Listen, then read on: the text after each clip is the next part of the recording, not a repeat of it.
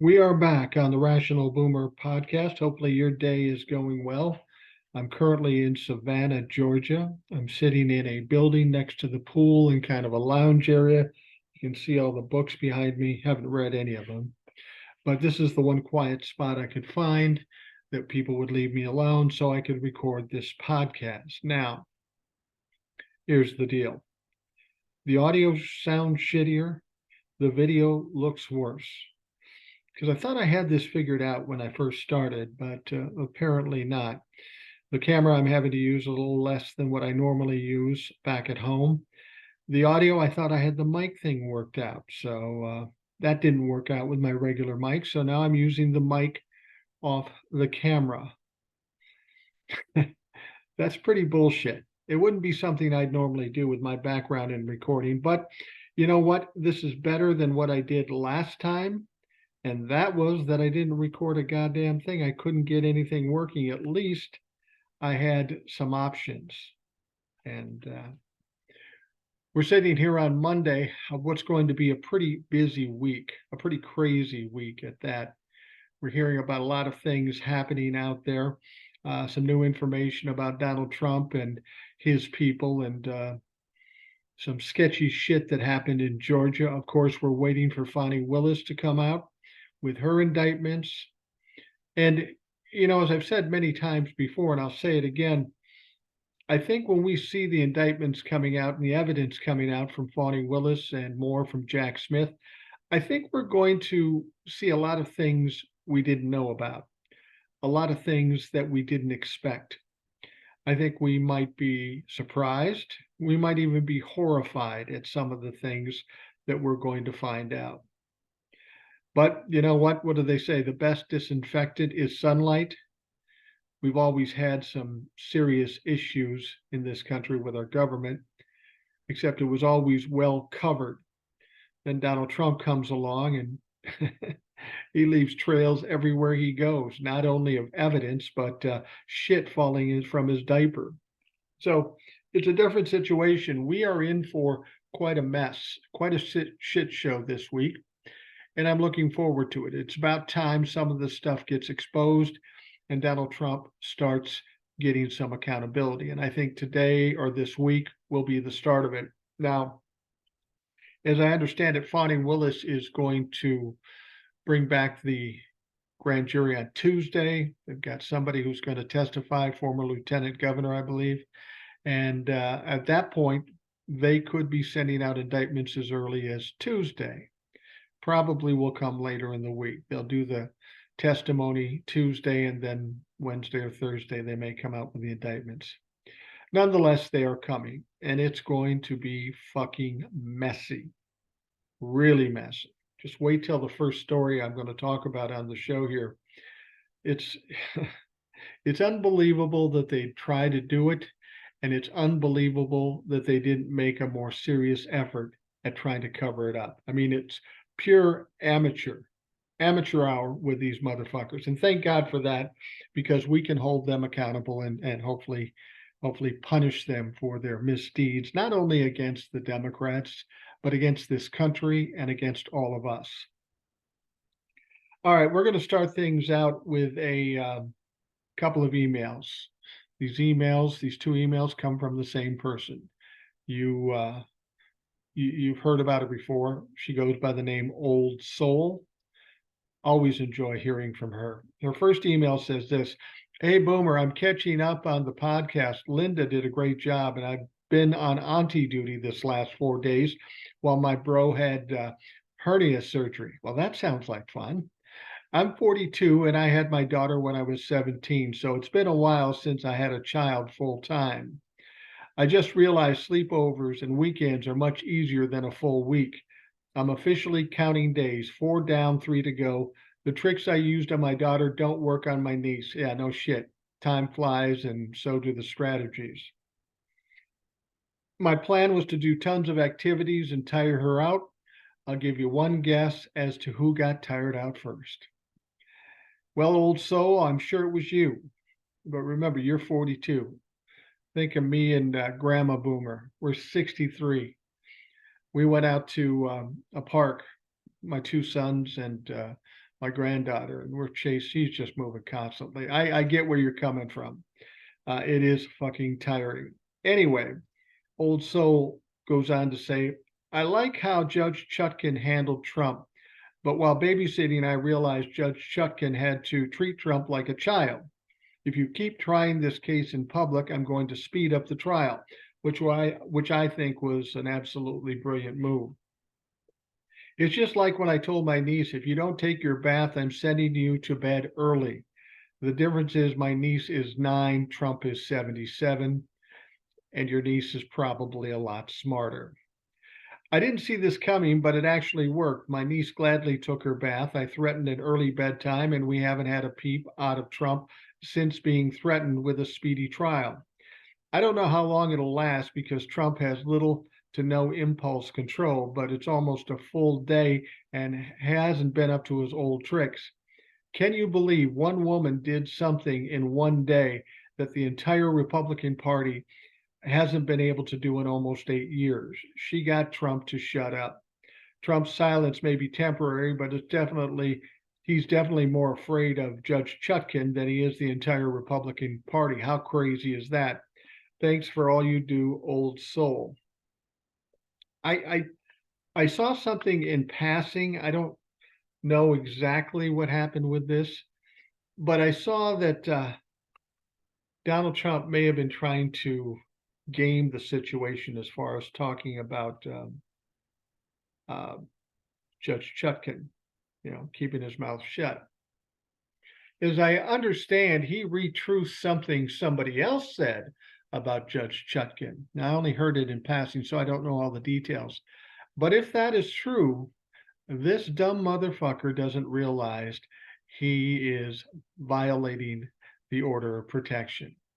And that could get his ass called in.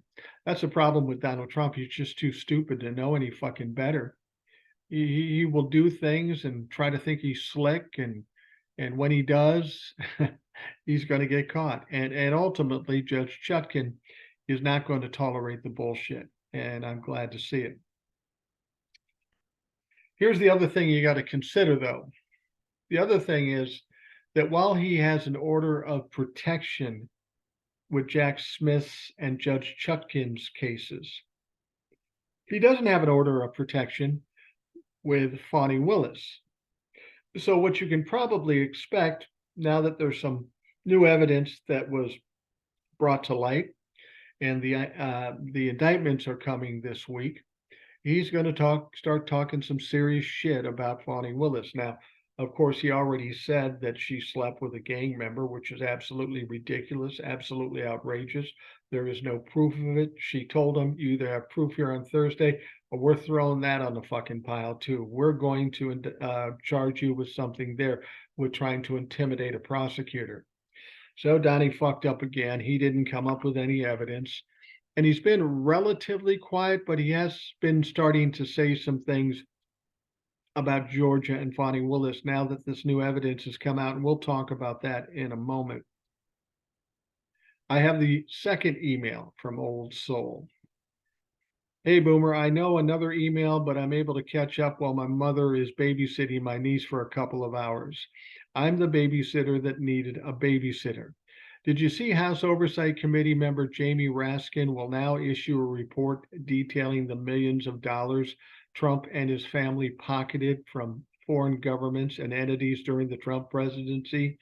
I did see that. And if you haven't heard about that, we keep hearing about the Biden crime family and how he took a $5 million bribe. Even though we know Donald Trump made all kinds of money, his family made all kinds of money. We heard Ivanka and Jared made like 600 million while in office, and that had nothing to do with the 2 billion that Jared got later. And of course, Donald Trump made some money while he was in office too, through his golf clubs and sending Secret Service down there and charging them triple and all that shit.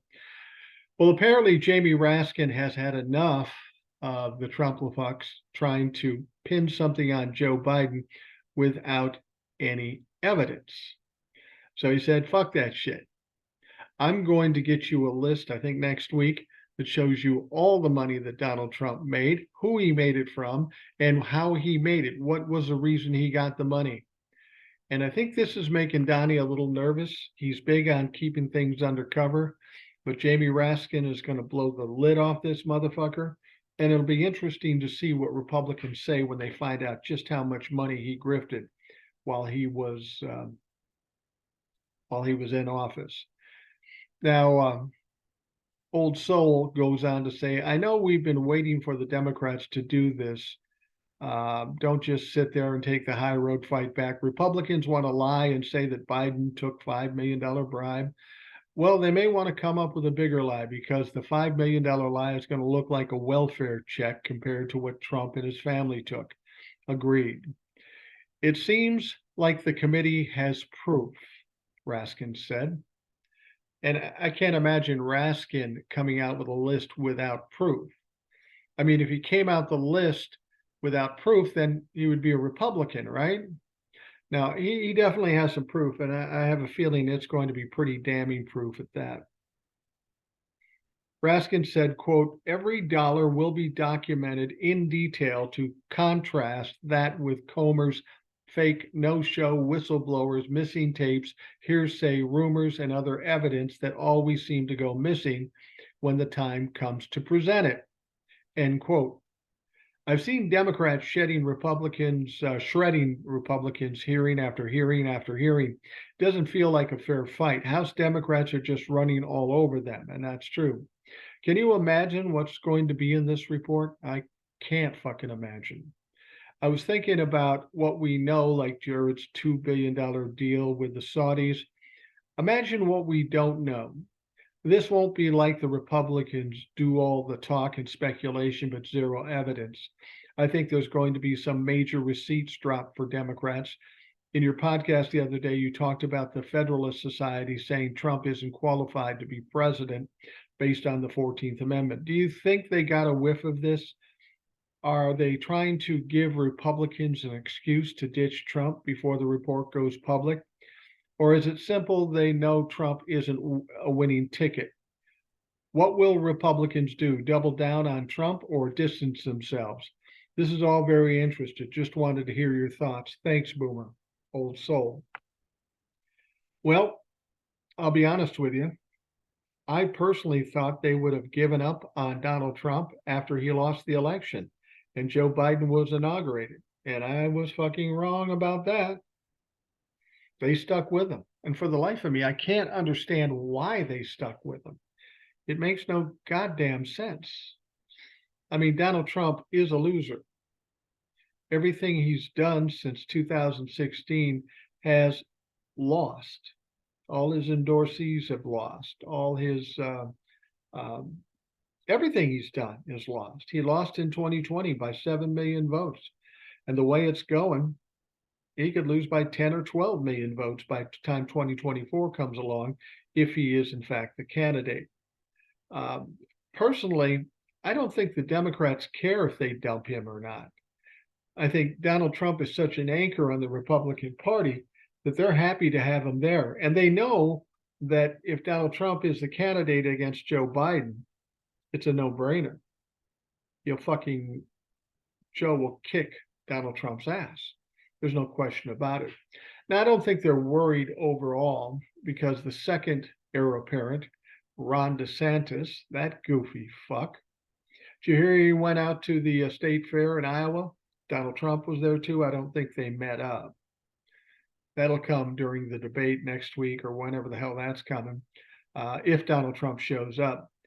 But apparently Ron DeSantis, who was the fair-haired boy at one point, had kind of a rough go of it at the Iowa State Fair. He got heckled quite a bit.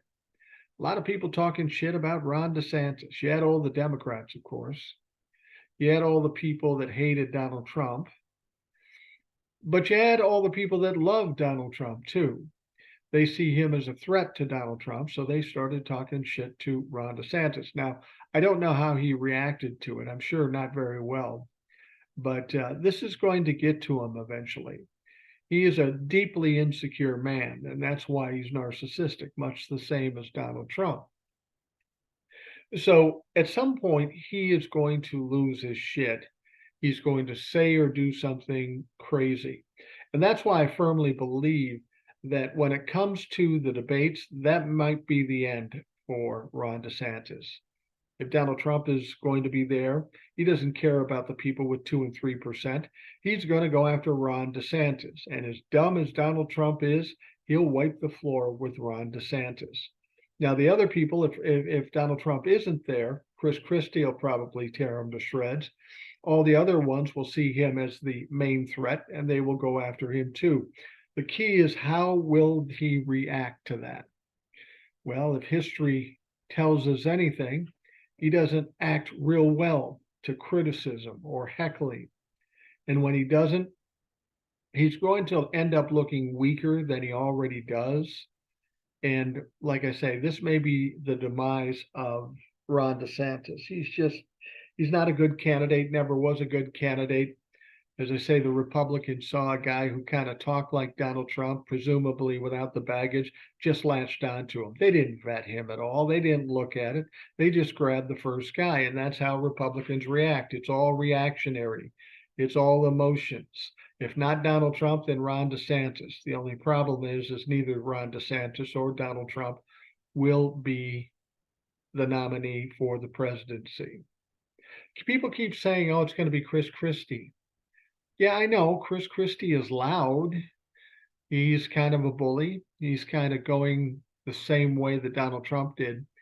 But take a look at the polls, assuming we believe the polls, and of course we don't. But if you look at the polls, he's the lowest one amongst the people that are running in the primary. They show him at less than 1%. I don't think Chris Christie has a chance. I don't know who has a chance. I think they're going to end up having to just throw anybody in there, a sacrificial lamb, if you will, because Donald Trump won't be there. Ron DeSantis won't be of any help. Neither one of them can win a general election. Now, I was talking about a kind of a earth-shattering news story that came out yesterday. Driving around in the car in Savannah, and I hear this story, and I go, holy shit. This is interesting. Actually, where I heard it, I was sitting in the parking lot of a Publix grocery store. I was trying to get something for dinner, and I heard this. I go, whoa. I mean, this doesn't surprise me, but it's kind of in line with what I've said before, that in spite of all we know right now, all the things we've heard and how horrific it is, I have a feeling we're going to hear more that's even worse. And that's good and bad. It's embarrassing for this country to have gone through the things we have at the behest of Donald Trump. But at the same time, it's a good thing that we're bringing this out, airing it out, so that we can actually contend with it and do something to repair it, if that's possible. Anyway, prosecutors investigating the attempt to overthrow the 2020 election results in Georgia now have texts and emails that connect members of former President Donald Trump's legal team to the January 2021 voting system breach in Coffee County, right here in Georgia. Yeah, they were trying to breach the actual voting machines, which doesn't make a lot of fucking sense. You have to understand that in Coffee County, Donald Trump got 70% of the vote. If you're going to try to rig something or do something with the voting machines, why would you go to a place where he's won? I mean, it's kind of like Donald Trump when he was screaming about how badly he was treated in 2016, but the dumb fuck won. It makes no sense. He's just trying to look for anything that will make the Democrats look bad. So anyway, text and other evidence collected by investigators in Georgia's criminal probe indicate Trump's lawyers tried to gain access to Coffee County's voting systems so Trump's allies could produce evidence for their unfounded theory that the election was stolen. They're looking for anything. They're looking for evidence. They probably thought we won 70%, but we should have won 100%. So let's find the dirt. Now, Fonnie Willis, the district attorney in Fulton County, Georgia, of course, she's expected to present her case before the grand jury this week. Seek charges against roughly a dozen individuals, including those involved in the Coffee County voting systems breach. So that means Donald Trump's lawyers. That's going to be interesting. If there are any lawyers that currently work for Donald Trump and they get indicted, I don't know that they can still work for Donald Trump. Now, this quote just landed back in DC with the mayor. Huge things starting to come together. An employee from the firm Sullivan Strickler wrote in a group chat on January 1st. And that was referring to Rudy Giuliani, who was Trump's personal attorney. The firm was hired by Trump's legal team to examine voting systems in Coffee County. I don't know how they decided to pick that one out, but I don't know a lot about the counties in Georgia. I know I'm in Savannah, and I know I'm in Chatham County. That's about all I know. I know this area is quite blue too, and I'm fucking happy as hell about that. I could have never bought a property in a place that was red. It would just it would be impossible to have any fun unless my fun was kicking Trumplefuck's ass, but my wife would get tired of that, and she's not going to have that. Anyway, this is how one of the other texts goes. Most immediately, we were just granted access by written invitation to Coffee County systems. Yay, the text reads. Yay, indeed.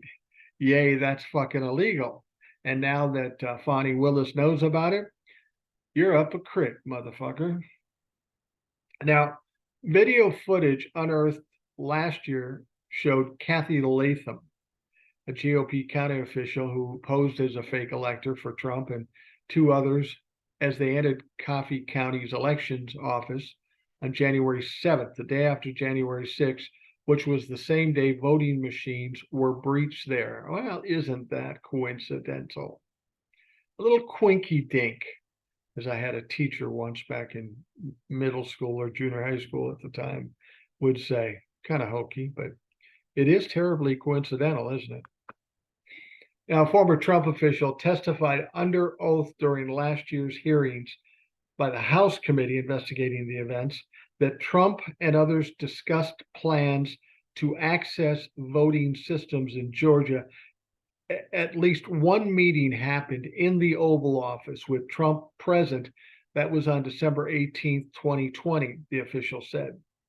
Now, this is interesting. They're trying to breach voting machines, which is highly illegal. We know that Donald Trump's lawyers were involved, but apparently Donald Trump and other people, presumably those lawyers, were talking about this in the White House, in the Oval Office on December 18th. See what happens there? The dots are connected. They go from the breach on the voting machines back to Trump's lawyers, back to Donald Trump. I'll be honest with you, if they have nothing else on Donald Trump, that is enough to take his ass down.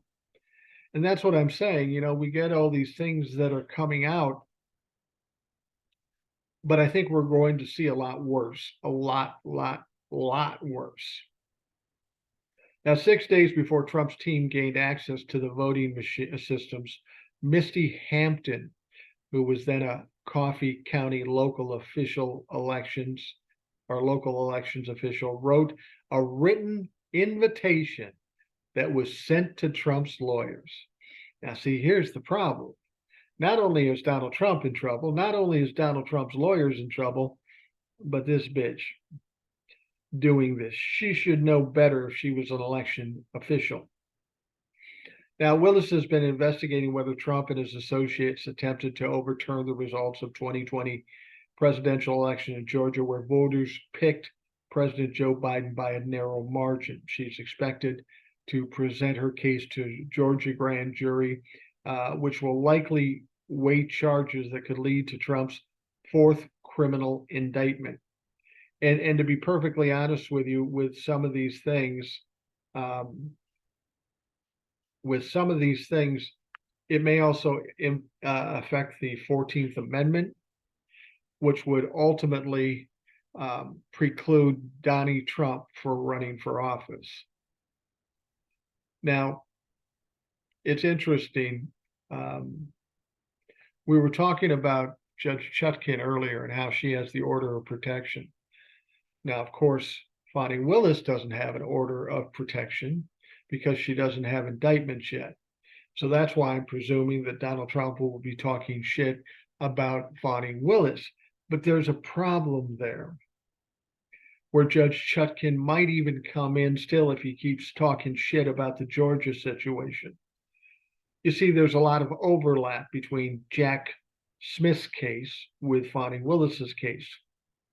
There may be some witnesses in common, like, say, Mike Pence or Rudy Giuliani or somebody like that. So if Donald Trump starts talking shit about Rudy Giuliani with regards to Georgia, it may come into play for Jack Smith and Judge Chutkin, because that would be their witnesses too. You think Donnie Trump knows that? I bet he doesn't. I bet if he does, he doesn't fucking care. We're going to see a lot of shit coming out of Donnie Trump's mouth, probably starting this week, because the pressure is truly on. It's really weird to say that when we know he's already been indicted 3 times. You would think that would be pressure enough. But this stuff is more direct, easier to prove, more witnesses. I mean, you would think that Donald Trump would be going crazy right now, knowing that the vast majority of all witnesses are Republicans, people that work with him, people that were in his inner circle. I mean, we go back to Mark Meadows. We know Mark Meadows' name hasn't come up in Jack Smith's investigation, even though he was the guy closest to Donald Trump. So we have to presume that he flipped on Donald Trump. And if he flipped on Donald Trump is done. But Mark Meadows is just as culpable in Georgia, and we haven't heard his name yet either. Did he flip in Georgia as well? Well, he might as well have done that, because even if Jack Smith lets him off easy, Fani Willis doesn't have to do it because he helped Jack Smith. He's going to have to help Fani Willis too. And we don't know that he's done that. We don't know what he's done, really. We all have these speculations because it's been so quiet when it comes to Mark Meadows. But he's a pivotal man in this situation. He's the guy that knows where all the bodies are buried. He's the guy that played the conduit between Donald Trump and members of Congress, the Proud Boys, whoever the fuck it was. Mark Meadows was taking all the notes, taking all the messages, handing them off to Donald Trump. And then Donald Trump would respond, and then he'd hand them back off. So he knows all of what has gone on. And you remember, Mark Meadows refused to testify in front of the January 6th committee. But he did turn over all his text messages. And there's got to be a gold mine of fucking guilt in those text messages. Why he did one and not the other, I'm not sure. But they ultimately did get him to testify in front of Jack Smith and the grand jury there. So if there was anything that was being hidden by Mark Meadows, it's not being hidden anymore. And this is not good news for Donald Trump. What I'm saying is, we've got the 3 indictments, and we've got a lot of shit going on there. We've got Judge Chutkin pressing Donald Trump against the wall, may end up reprimanding him, may ultimately punish him. She has the ability to put him in jail. She'll use that as a last resort, but she can do it. And if he doesn't stop, she'll have to do it. And you would think any reasonable person would say, yeah, I better stop. I'm going to cool it a little bit. But Donald Trump won't do that. You know that. The moment he gets any pressure or he gets scared, he just starts spewing stuff. It's all about emotions. It's all about just freaking out. And that's what he's going to do. And I think we're going to see that this week. I'm recording this on Sunday night, but we're in Monday morning, Monday afternoon when you're listening to this. This last news story about the election tampering, the voting machine tampering in Georgia, this is going to freak the fuck out of Donnie. And Donnie's going to think that he's got free reign because he doesn't have an order of protection with Fonnie Willis. I will tell you this, once they get an indictment, there will be an order of protection. Fonnie Willis will insist on that, and that will happen.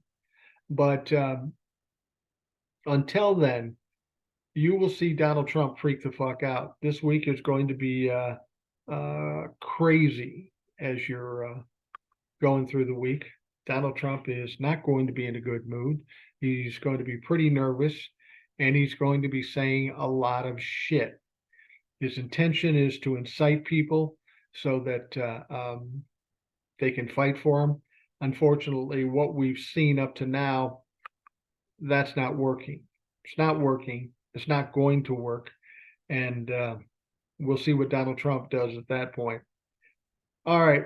We are going to take a quick break, and we'll be right back.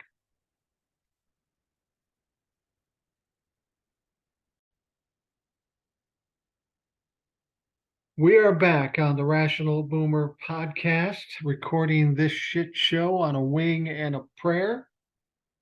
I'm in Savannah, Georgia, trying to put things together. I had problems last time when I recorded down here. Checked it all out at home and seemed to work fine. Get here and fuck if it isn't a problem again. So as I said, when we started this podcast, I'm dealing with a shittier camera, shittier lights, and a shittier microphone. But at least it's getting recorded this time. Got that going for me. I just gave up last time. I could have spent hours figuring it out, but by that time I was so fucking tired, I just said, screw it. But we are here. We are here nonetheless. So that's the good news. And I'm glad I am too, because it's important we start this week out right. This is going to be an incredibly busy week. There's going to be a lot of shit happening. This may be the busiest week we see in the foreseeable future. And of course, I'm out of town, and of course, I got to deal with this shit. I'm gonna still dick with it some more, but it's frustrating. Anyhow, the indictments, the new evidence, all this shit going on with Hunter Biden. We're going to talk about that in a moment.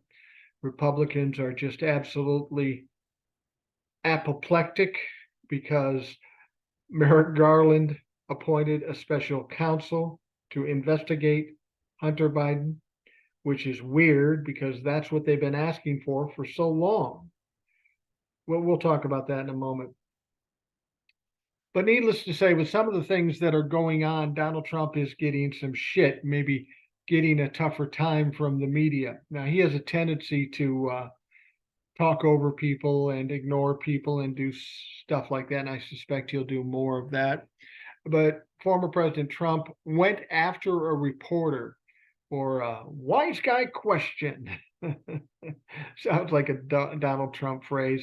After they asked whether he'd take a plea deal if he faces charges in the Georgia election interference case against him.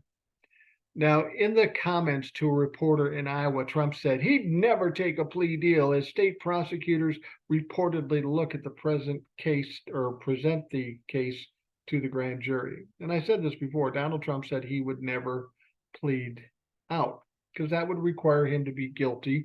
That would require him to say he was wrong or lying, and he's just not capable of something like that. It's just not possible. Narcissists cannot do that under any circumstances. A good example is, remember when you saw that videotape that Donald Trump did during January 6th when he was finally they were trying to finally get him to call off the horde of idiots. He recorded it about 5-6 times, and there are certain things they wanted him to say, and he just couldn't bring himself to say it. And the same would apply for these possibilities of guilty pleas. I just don't see it happening unless he sees there's no way out, and he wants to. He just chickens out and he's trying to bail, and then he'll try to leave the country or something. There's always a game with Donald Trump. Whatever he says doesn't necessarily mean that's what's going to happen or what he means. So you always got to keep a close eye on this motherfucker because he is a slippery son of a bitch. Donald Trump went on to say to this reporter, "We did nothing wrong. We don't ever take a plea deal. We don't take plea deals." It's a wise guy question. You're a wise guy, Trump told the reporter as he left the Des Moines International Airport on Saturday. You're a wise guy, see?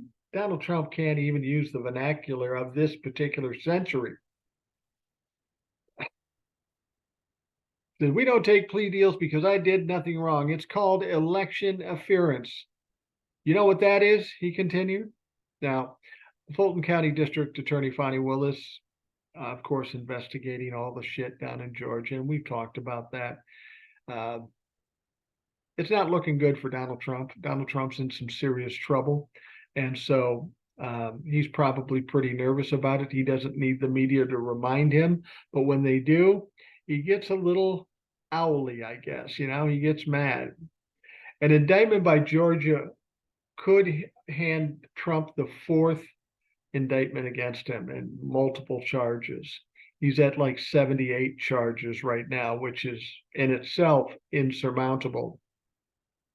Now, Trump's legal team filled a petition to trash the Georgia probe, but the state Supreme Court rejected the effort last month. Remember when he tried to get the evidence dismissed and Fani Willis kicked off the case? I think he tried that twice.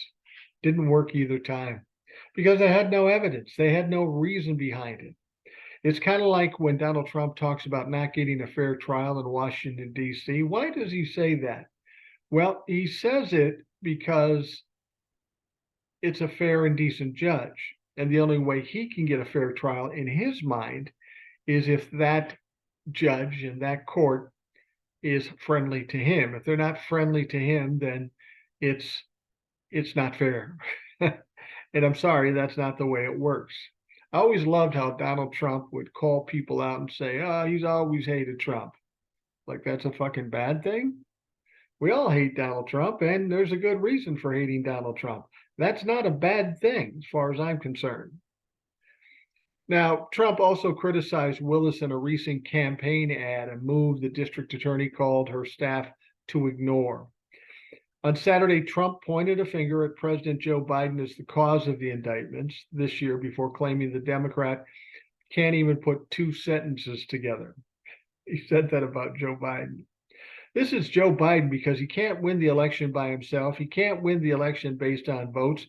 So what they did is they got the attorney general to do it, claimed Trump, who went on to criticize the appointment of special counsel in the Justice Department, Hunter Biden's investigation, which of course we know they've been bitching about ever since this started. Now they get what they want. Now they don't like it. I'm not sure what that is. Are they afraid of this particular special counsel? For the life of me, I don't know why they would be. This special counsel has been dealing with this thing for 5 years, hasn't come up with much of shit other than a couple of misdemeanors, but he knows the case inside out. And the fact of the matter is, this particular attorney, prosecutor, special counsel, whatever you want to call him, was appointed by Donald Trump, for God's sake. What more do you fucking want? It's pretty ridiculous when you think about it. These people can't be made happy. This is why you can't negotiate or talk to Trump-a-fucks, because all they want to do is own the libtards. Now, I want to say something about this, the libtard thing. I had somebody call me out on one of my posts and says, "You shouldn't say libtard. That's insensitive." And I'll agree, it's insensitive. But the fact of the matter is that's what these Republicans say. I'm not trying to admonish or diminish people with mental deficiencies or mental disabilities. That's not my point. I'm taking a ridiculous, fucking inappropriate quote by the Trump-a-fucks, and I'm quoting it back in their face. And I'm sorry if that upsets you, but I think when it comes to things such as this, it's more about intent than the actual words. And I think you know my intent. I don't mean any malice to marginalize people or people of disabilities. That's fucking crazy. Don't come at me just because you want to make a point. Fuck you. I'm sorry. I deal with a lot of people in my life who have had mental disabilities, and I am sensitive to them. I take care of them when I can. I spend time with them. And if you want to call me out on something like that, you just don't get it. You don't fucking get it. I also say Trumplafucks too. Those are the same people that don't like me swearing. I'm sorry, this is me. This is the true me. There is no bullshit here. And if you don't like the true me, you got an option. Don't listen to the shit. Don't watch the shit. And when I cough like that, when I normally edit it out, but I can't because I'm on this fucking situation here in Savannah, I can only do what I can do. I can say what I can say. And again, if you don't like it, and if you don't resonate with what I have to say, you're entitled not to listen. I'm not the kind of guy that's going to turn away listeners. I want as many listeners as I can. But if I upset you, why would you want to listen? Or if you don't like what I say or how I say it, don't listen. Let's talk about another dipshit if we're going to talk inappropriate. How about former Vice President Mike Pence? He said Friday he expected to call out former President Donald Trump and Florida Governor Ron DeSantis during this month's Republican presidential debate for not insisting on a national abortion ban, an issue Pence says requires federal action. Now, you ask me why Mike Pence is not going to win, let alone be the nominee in the 2024 election. First of all, Ron DeSantis, I don't know what he'll do, but Donald Trump will trash this motherfucker. Mike, remember, this is the guy that sent people out to hang you. Now you're going to step up to him? I've seen you when you've talked tough. You ain't tough. You're like a plastic fucking mannequin. And you're not strong, you're not assertive, and you have no chance to be the nominee. So why are you going to take this abuse? But he's going to call out Ron DeSantis and Donald Trump. And what's he going to do? He's going to embrace a national abortion ban, something that 70% of the people of this country are against. Please, Mike, explain to me, how do you think you're going to win the nomination or even a presidential election when 70% of the people disagree with you, when half your party fucking hates you, the other half don't want anything to do with you? The idea that you're even taking this seriously, I don't get it, because none of us are taking it seriously. Nobody with half a brain thinks that Mike Pence has any kind of fucking chance at all. I'm interested in seeing Mike Pence when he gets up into the debate stage, though. He's not a guy I would think would do well in that scenario, especially with the types of people that might be involved: Donald Trump, Ron DeSantis. I think Mike Pence might find his end or his demise during that debate as well. Keep in mind, Mike just qualified to be in the debate. He had 7 or 8 people in front of him. He needed 40,000 individual donators. He finally got it like a week ago, so he's going to be at the debate. So now he's all cocky and shit. Yeah, I got my 40,000. I'm going to go in there and kick some ass. Sorry, Mike, you're not going to kick anybody's ass. You don't have it in you, and you don't have a fucking chance. Anyway, Mike Pence goes on to say, my former running mate, the governor of Florida, and others are suggesting the Supreme Court return the question of abortion to the states. Yeah, that's exactly how the Republicans sold it in the first place. Oh, don't worry about the national stuff. We're just going to send it back to the states where it belongs. But apparently Mike didn't hear that, and he's going the opposite way. And again, he's doing it on a topic that 70% of this country disagree with him. Mike, how is that going to work for you? It's not going to work well. It's going to be horrible. Pence told reporters while touring the Iowa State Fair on Friday, the 2022 Supreme Court decision overturning Roe v. Wade stripped away the constitutional protections for the procedure. And he said that we should have a federal law banning all abortions. Well, Mike is part of that evangelical thing. He's trying to hop on board with the evangelicals because they are dead set against abortion. He's going to try to get all their votes, and he might. But so what? There's not enough of them. There's not enough people to vote for Mike Pence if every evangelical voted for him to even come fucking close. The fact that he doesn't know that yet scares me. I mean, if a guy is this dim, how the fuck could he be president? Oh, wait, Donald Trump was. But we saw how that turned out. Now, Mike Pence wouldn't be as crazy as Donald Trump, but he would be just as dumb because he shows us just how dumb he is every fucking day. He says, I truly believe it's vitally important that we seize the opportunity at the national level to advance protections for the right to life, and I'll do so as president, he added. This is really a big issue. It will be on stage in Milwaukee, which is interesting in Milwaukee, because while he's saying this and while he's talking about federal laws, all these states that Republicans thought would make abortion illegal, surprise, surprise, surprise, they did not. They went against what the Republican Party said. And again, that has to do with the fact that there are 70% of the people in this country that support Roe v. Wade. So how is this a winner for anybody, especially Mike Pence? Now, Pence was referring to the Republican presidential debate scheduled for August 23rd in Milwaukee. That should be interesting. August 23rd. So today is the 14th. We're talking 9 days from now. I don't typically watch Fox News, but I'm going to watch that night. That's going to be an entertaining motherfucking thing, especially if Donald Trump is there. Now, I don't believe anything that comes off of Fox News, but it's going to be very entertaining seeing Republicans tear each other apart, because that is going to be a microcosm as to what the Republicans are going to be doing nationally between now and 2024.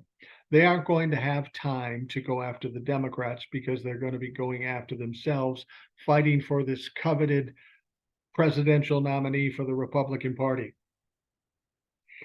Now, Pence has recommended federal legislation that would ban abortion nationwide at 15 weeks of pregnancy, a notion fellow Republican presidential candidate Tim Scott of South Carolina has also proposed. Here's another guy doesn't have a fucking prayer for the nomination. Trump's position that the legality of abortion should be determined by the states, not the federal government, was sharply rebuked by top abortion opponents, including the Susan B. Anthony Pro-Life America group. Trump's 3 Supreme Court nominees voted with the majority last year to overturn the 49-year-old decision that recognized a federal abortion right. Now, again, I want to remind folks, there wasn't a bill signed that says abortion is legal. The right that was voted on and elected to be a bill was a right to privacy, not a right to have abortion, meaning if you need an abortion, you have the right to privacy to get it done. It was kind of a roundabout way to get there, but that's what they did. Now, the troubling thing for Republicans, and I hope the Democrats know this, is that the right to privacy is it covers a lot of things. It seems ironic that we just recently, and I mean recently in the last 50 years, instituted in the Constitution that we have a right to privacy. That should be an inalienable right. But nonetheless, by overturning Roe v. Wade, they kind of overturned this right to privacy situation as well. And here's something that the Republicans don't know. They fight against registration for guns, certifications and licenses and all that stuff. And you know what they use as an argument to not have that? Right to privacy. So if you want to overturn Roe v. Wade, theoretically, we should be able to overturn those rights to privacy when it comes to guns. Now, I haven't seen the Democrats do anything with that as yet. But I'm hoping against hope that once we get past 2024 and we get the power back in the House of Representatives and maintain power in the Senate, that we start looking at that. We need to address the gun laws seriously. Too many people are dying, and the Republicans just don't give a fuck. Now, you see what happened there. Trump is saying what the Republicans initially said. Well, this is a state rights thing. That's what the Republicans said initially. That's what Lindsey Graham said initially, and then he changed it. Oh, we should have a national law. And the reason they changed it up because the evangelicals didn't like the concept of letting the states decide, because now the states are deciding, and they aren't going the way of anti-abortion folks. They don't like that. See, they want to pass laws and give you no choice as to what you think. And I'm sorry, that's just not how democracy runs. That is more fascist than it is democracy. But with the evangelicals, all they want is what they want, and they don't care how they get it. They don't care that Donald Trump is one of the greatest sinners in the history of all time. But they're going to get behind him. They're going to embrace him if he thinks he's going to bring them the overturning of Roe v. Wade, which he did do.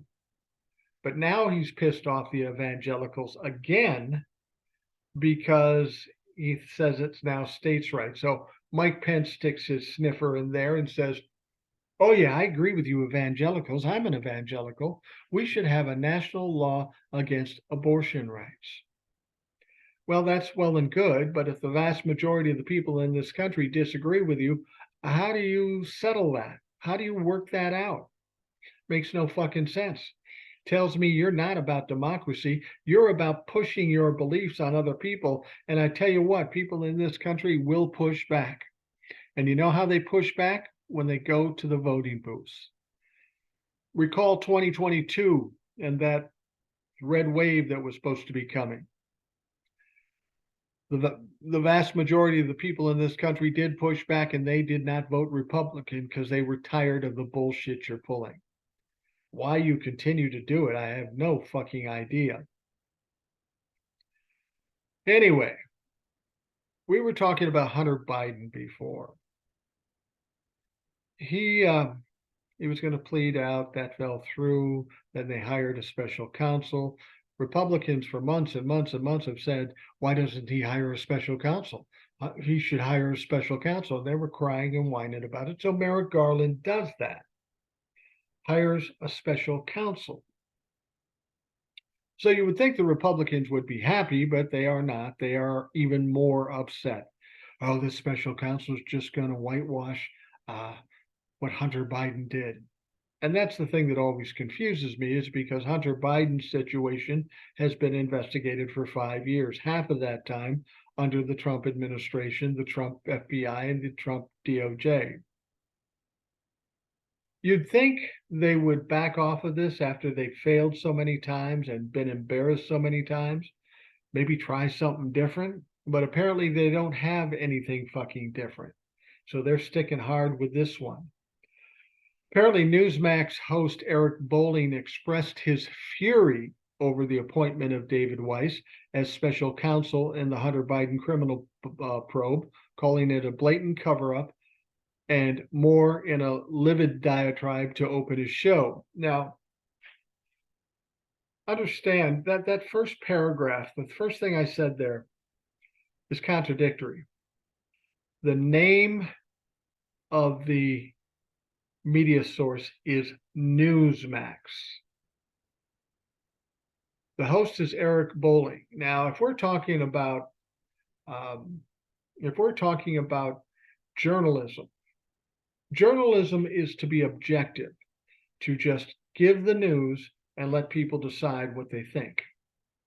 But that's not what he's doing here. He's upset. He's complaining. So this motherfucker clearly is not a newsman, and Newsmax isn't a news source.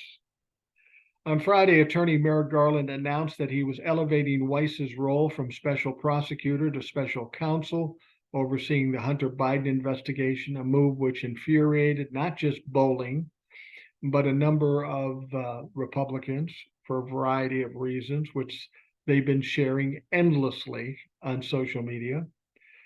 In his opening monologue, Eric Bowling, the balance, yeah, there's plenty of fucking balance there. The host called it sickening and even scary. Oh no, not scary. He said it was scary that Weiss was appointed special counsel after the plea deal debacle, letting some charges fall away as the statute of limitations expired and more. He says, all this is sickening, even scary when you consider the Department of Justice is looking the other way for political purposes.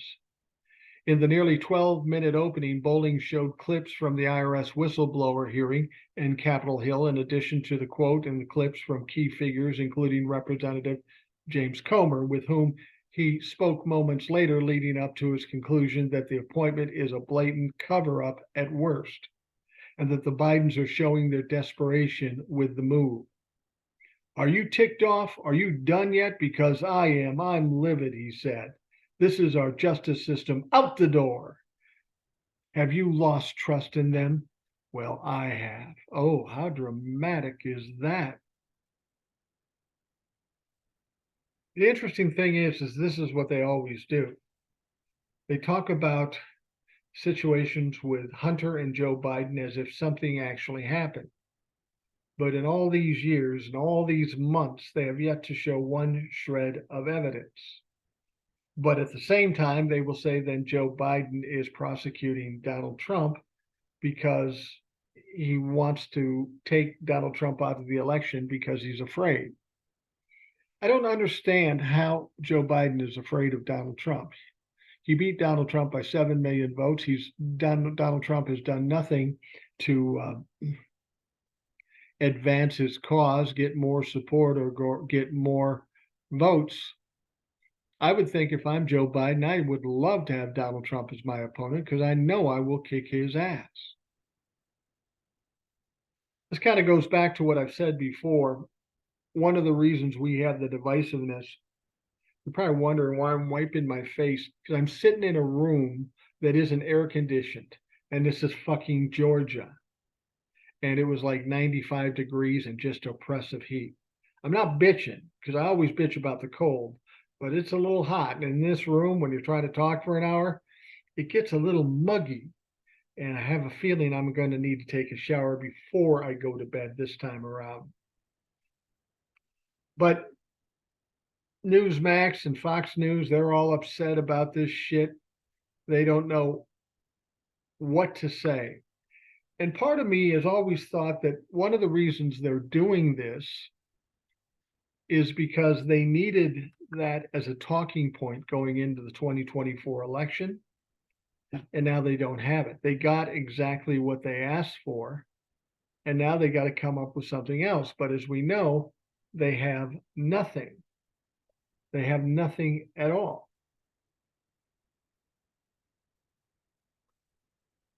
We're going to be winding down the Rational Boomer podcast, and thank God for that. I feel literally swampy at this point.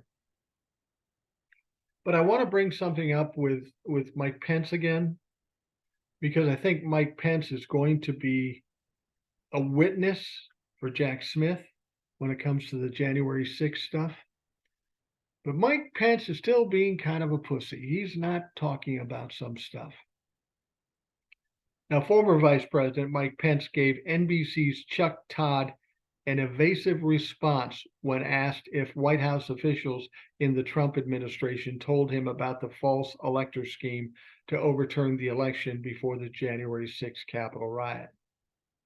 Mike, did you know anything about the fake electors? Yeah, abortion, Trump. You would think if he didn't have any knowledge of this beforehand, he would just say, no, I have no knowledge of it. But he knows the information he's already given to Jack Smith in his testimony. So now then he'd have to deal with perjury. He doesn't want to do that, but he doesn't want to say the quiet part out loud and say he knew anything about it. frankly, if he did know something about it, he could be culpable for this whole thing. And I don't know if he is at this point. I mean, if Donald Trump can get convicted, so can a former vice president. Now, Mike Pence appeared Sunday for an interview on Meet the Press and discussed the actions he took in the days leading up to January 6th. Now, Todd asked Pence why he asked the Senate parliamentarian whether there are any electors to consider before certifying the presidential election. That's interesting. You have a set of electors and you're going to certify it. Why, in fact, did Mike say, are there any others? Mike knew what the fuck was going on. He would have played that game out if he thought he could have gotten away with it. Everybody tries to make him out to be a hero because he did the right thing. Well, he had only one choice, and that was to do what he fucking did. He had no power to do anything else.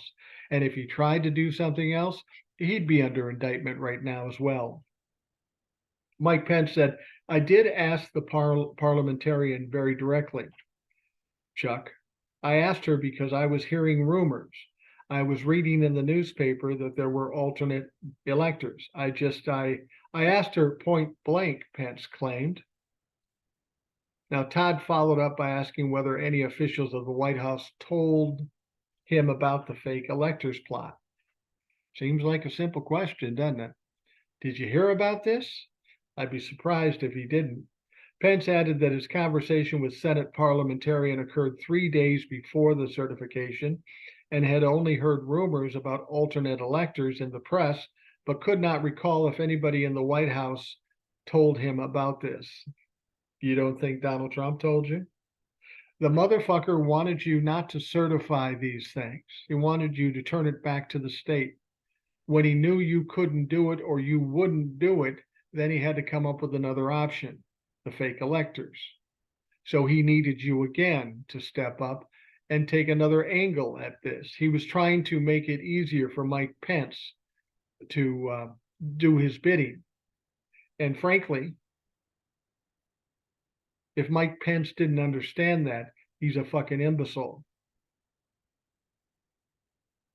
Pence went on to say, I asked her if there were any other electors from any state, and she said there was not. I don't recall that. Yeah, of course you don't recall it. That's what politicians do when they're lying. I don't recall. I just remember hearing it in public. I wanted a definitive answer whether or not the parliamentarian had received any additional electoral votes. She had not. So as you know, we actually changed the language as those electoral college votes were recorded, Pence said.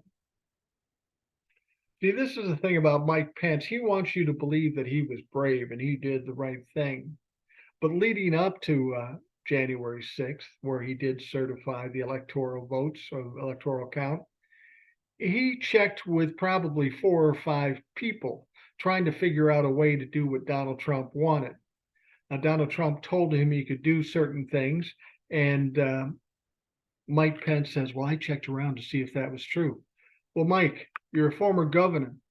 You're the vice president of the United States. I don't know, maybe you could read the fucking Constitution and figure that out for yourself. But apparently he wasn't up for doing that. Mike Pence was involved in all this shit. And I don't know if he's going to get a free pass because he's going to testify against Donald Trump. But this guy has no balls. He's worthless. He's not a tough guy. He's going to try to act like a tough guy, but it's not going to fucking work. It's just not going to fucking work. All right, we are going to wrap up the Rational Boomer podcast. We got through this one, thank fucking God. We'll have to do it the same way tomorrow. So if you're annoyed by the camera or the audio, what can I tell you? I'm stuck with it until I get back home. So thank you for taking the time to listen this version of the Rational Boomer podcast, a lesser version of the Rational Boomer podcast. I hope you have a great day, and we will talk to you again tomorrow.